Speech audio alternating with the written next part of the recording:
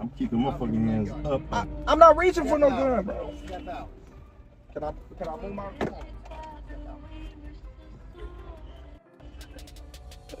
And have a firearm pulled on him by the Omaha Police Department all in the same day. Imagine that. Qasim Shabazz is shaken up. Man, I thought we were getting ready to lose our lives. Let him know with this pullover, this was authorized. Think about that. Authorized to pull him over. That you ain't gonna never be bigger than us. That's what the cops send a message. I don't care what anybody say.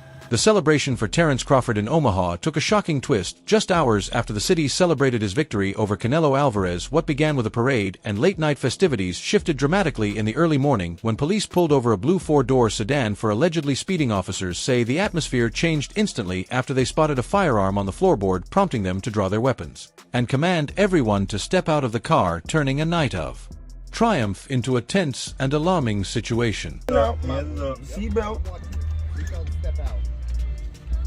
I'm And opening the door. You can take I'm mine opening the off door. of me right here on my right. I'm keeping motherfucking hands up. I'm not reaching for no gun, bro. Can I move my... Yeah, that's crazy.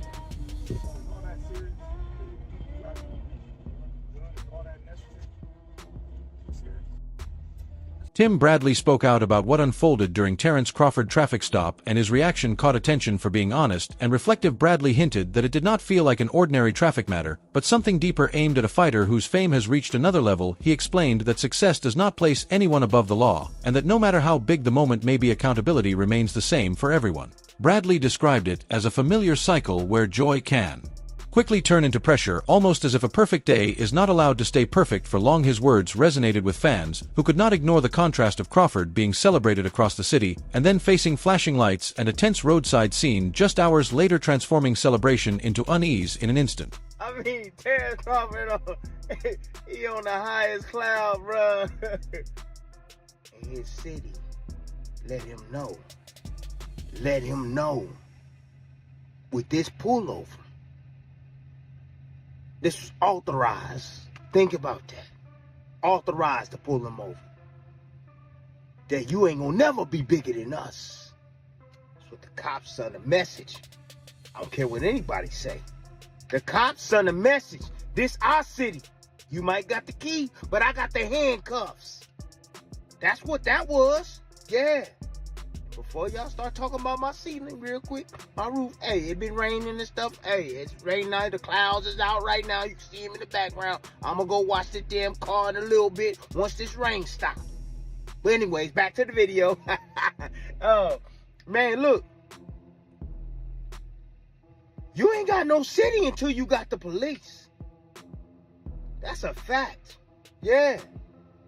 Shoot. You ain't got no city unless you got the police. Don't ever forget that. You gotta have the law enforcement on your side, man. They gotta be looking out for you. For the good. Not for the bad, for the good. Yeah. Terence Crawford, it don't matter what you do for your city, man. Bruh, I'm letting you know right now, man. With this incident right here, they waiting on you to do something bad. This dude right here, he was trying to jack you. He was trying to catch you slipping. That's all it was. Seeing you on TV, displayed all on TV, parade shut down and stuff. He gotta be, securing certain points and stuff like that. He mad.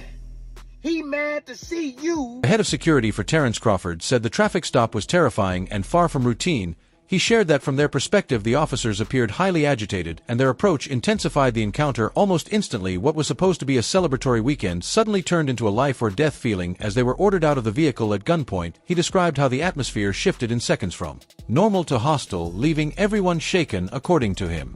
This was not a minor traffic issue, but a deeply distressing incident that rattled the entire team and stands as one of the most disturbing experiences of his career. Chief, who was in the passenger seat, the same man who rode on the float with Bud during Saturday's parade.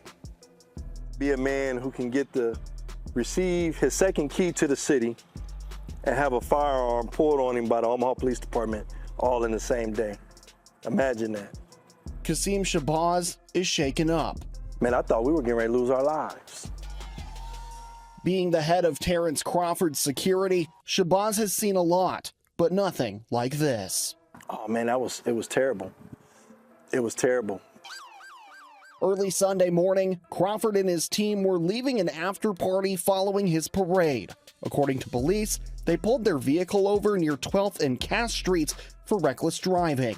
That's where things took a dark turn. And as soon as he said he had a firearm, the police officer that was on his side became unhinged. Police immediately drew their weapons, pointing a gun at Shabazz and the pound-for-pound champ. I literally had my hands on top of the ceiling and the inside of the vehicle. According to police, an officer had identified a firearm on the floor of... According to police, an officer stated that a firearm was spotted on the floorboard after Terence Crawford was pulled over on suspicion of reckless driving. Reports indicated that officers believed they saw 2 weapons inside the vehicle, which immediately heightened the situation and resulted in everyone being ordered out at gunpoint. Once the scene was secured, further inspection confirmed the firearms were legally owned and properly registered with no other violations discovered. Crawford was issued a citation for reckless driving and released soon after. Although the case was officially closed, many onlookers felt the timing carried deeper meaning, pointing out that on the very day Crawford was celebrated as a champion, the city of Omaha appeared to reestablish its authority, making the encounter seem less about traffic enforcement and more about a display of control. Parade.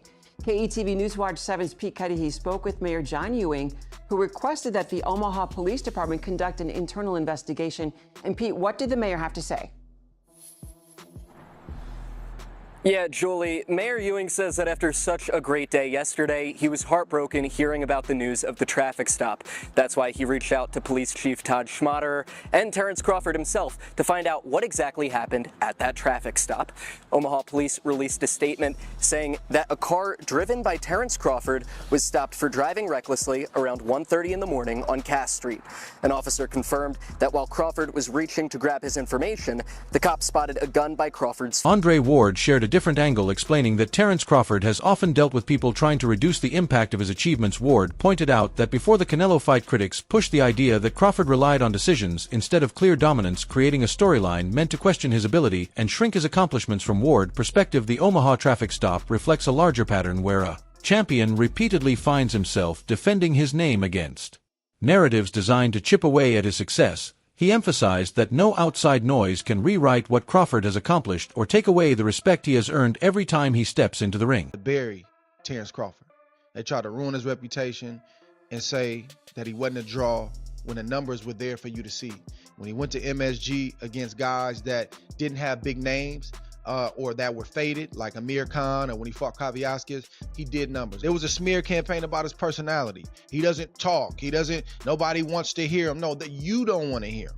So you try to speak for the masses when the whole time you have a star right here. You got to learn how to talk to this man. Even as recent as his last fight, the fight before Canelo, the smear campaign continued.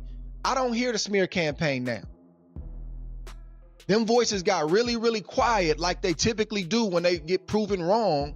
And they either try to jump on the wagon, I knew this kid was going to be that, or they get very, very quiet and they start to retreat back to wherever they came from and they don't have a lot to say. So I'm happy for this brother for that reason, because they tried to bury him, Roy. It didn't work. He overcame that. He said, give me my shot. I'm going to show you. And he kept doing it time and time again, and he did it again against Canelo Alvarez Saturday. Some commentators believe there was more beneath the surface during the Omaha incident involving Terence Crawford beyond the official explanation. A few have suggested that certain figures within the city may have felt uncomfortable with the level of influence and admiration Crawford now carries. His rise from hometown standout to world champion turned him into more than an athlete. It made him a symbol of pride for the community. According to this view, the traffic stop may have acted as a quiet reminder to both Crawford and the public that traditional power structures still hold control. This interpretation ties the moment to a broader pattern where fame brings added pressure, and those in the spotlight often face situations that seem to test their standing or reign in their growing impact regardless of their accomplishments. Police officer wanted to send a statement because he doesn't like the rise of the Black Messiah. He don't like to see a black person in position of power. So he pulled Terence Crawford over for quote-unquote reckless driving. And as he approached the car, he decided to lie on his report, because as he approached the car, he stated that he saw a firearm on the floor panel. Come to find out, Terence Crawford informed him as he approached the driver's side door where Terence Crawford was driving, and in the passenger side was Terence Crawford's head security guard. In the back was Coach Malachi, and a young lady was on the side of Coach Malachi in the back seat. And Terence Crawford has legal firearms, and of course his security has legal firearms. They informed the officer that they have legal firearms in the vehicle. He then brandished his firearm, pointed at Terence Crawford's face, and then got very aggressive as Terence Crawford got, and his security and everybody in the vehicle, Coach Malachi, got nervous because he started to show the actions and body language of somebody that wanted to do something completely left. And now in the police report that has been obtained by the community and released and leaked, he never puts about the reckless driving.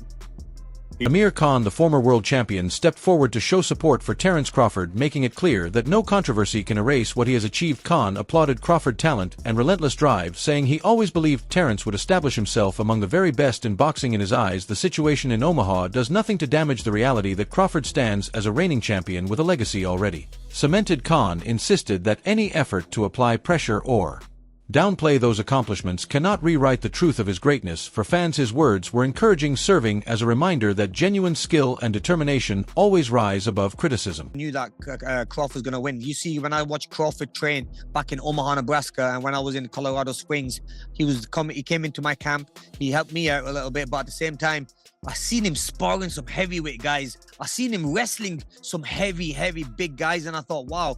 So I asked him, I go, look, do you have like a wrestling background? He goes, yeah, we're like state champion. So that showed to me that this guy is a solid, strong person. Like, no one can push him around. No one can dictate. No one's going to put pressure on him where he's going to feel hurt, because he knows how to control the ring. When it comes to box IQ, like, his IQ in boxing is probably the best. I mean, he knows what punch to throw. He knows how to maneuver these heavier, big hitters and also take away their power and put his own shots in. So yeah, he's up there, one of the best ever, really.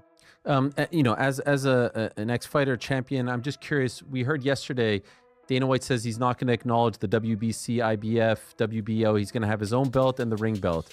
And they want to potentially make changes to the Ali Act as well. This is a big thing here in America. How do you feel about, is it time to make these changes and evolve, or are you more old school and think they shouldn't happen? Ariel, I think it's the time boxing needed to change a little bit.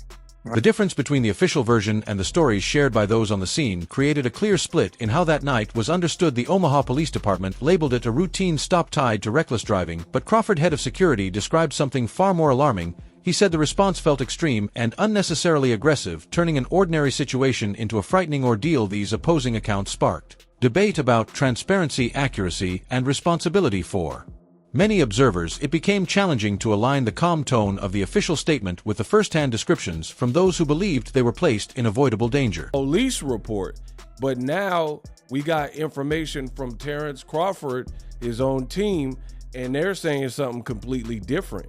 If you listen, his head of security, Shabazz, said he was shaken up.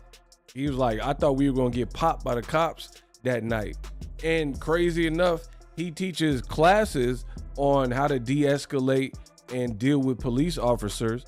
So, you know, at least that's what they're saying his credentials are. So he knows how to de-escalate situations and still had a problem with Omaha PD. And the other thing that is different, he's saying that they didn't even know that he had a gun on him, or there was no gun on the floorboard, which changes things. So I can't wait till we get down to the nitty gritty and the body cams and this and that, because now this shakes things up. This is no longer the story we were being fed from TMZ. This is something different.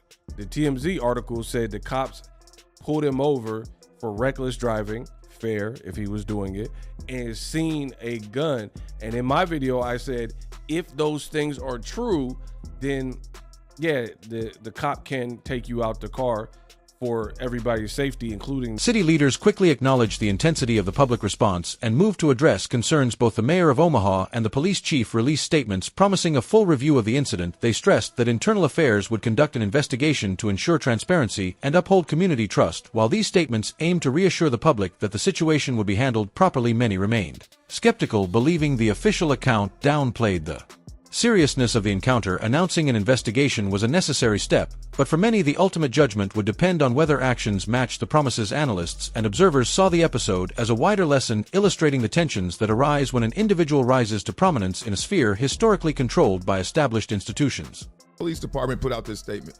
The mayor put out a statement as well. Really no meat to it, except like he's going to do an internal investigation.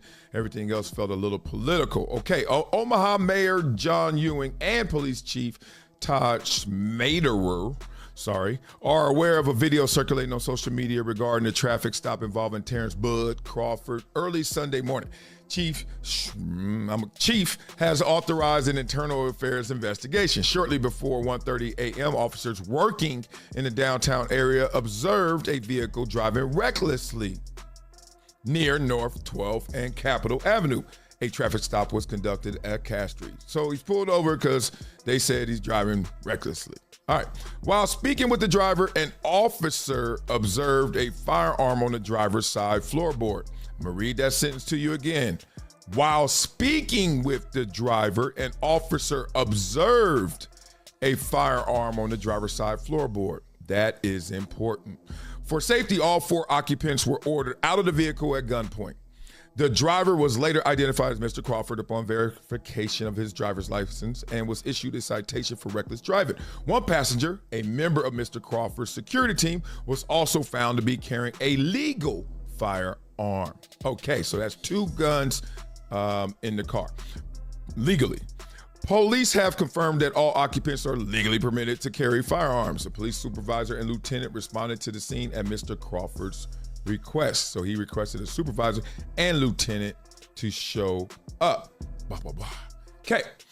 Commentators noted that those in positions of power can sometimes feel threatened by the rise of others, especially when that rise draws widespread public admiration. In their view, the Omaha traffic stop may have been less about traffic enforcement and more about a clash between individual achievement and established authority. This situation reflects a timeless reality that those who gain influence often face resistance from those already in control. Some public responses raised concerns about bias, suggesting the stop might have been shaped not just by procedure, but by deeper social factors. While most avoided extreme language, many felt Crawford's experience highlighted a broader pattern where individuals are treated differently based on identity, rather than actions alone. This perspective fueled strong emotions among his supporters, who saw the incident as unfair and unnecessary regardless of opinion. The episode sparked conversation not just about Crawford's treatment, but also about how communities view justice, fairness, and equality in everyday encounters with authority. It's also incumbent for me to say that it will not be lost on a lot of people that Terence Crawford, being obviously a black man, being pulled over by cops in such fashion and treated in such a seemingly harsh way, will not go down well with a lot of people, especially in the black community, where, let's be honest, there has been tensions over the years between the police and the black community throughout many American towns and cities. So let's be honest, this internet will do nothing to improve relations between those 2 groups, that's for sure. Because make no mistake, this is an incident that could have gone very left, very, very left. And someone could have got hurt, maybe even fatally hurt. And I'm not exaggerating when I say that, because we've seen in the past where incidents of this nature have ended up very badly. So yeah, there's a lot of people who are very upset by this incident. As I said, I've not heard anything from Terence Crawford or anyone related to Terence Crawford, anyone to do with his inner circle. I would imagine he'll be releasing a statement soon. There are some people online who are suggesting that Terence Crawford may have grounds to sue.